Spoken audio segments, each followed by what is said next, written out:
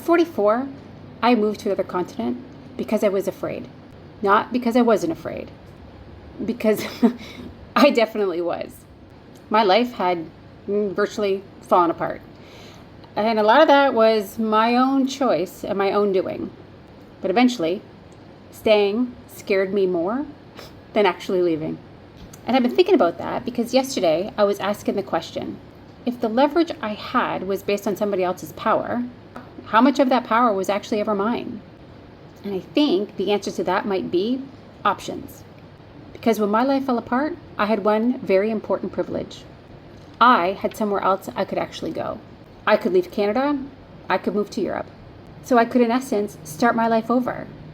But that doesn't mean it wasn't absolutely terrifying, because I can tell you it was. But I had options.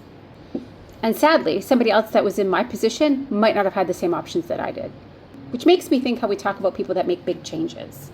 We tend to call them brave, fearless. Look at them, they took the leap. But I didn't leave because I had conquered fear. Fear was part of the reason that I left. I wasn't choosing between fear and courage. I was choosing between two uncertainties. What happens if I leave? And what happens to me if I stay? And I chose to leave. And yes, that was a choice that I made because I had options. I got on a plane, I started over, and that's mine. But the fact that leaving was even an option for me, maybe that was privilege. So maybe courage isn't the opposite of fear. Maybe sometimes fear is what motivates you to move. And privilege just happens to determine which direction you can go.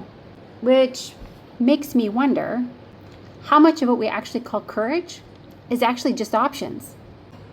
And there's the next thing that I need to unpack. Fuck.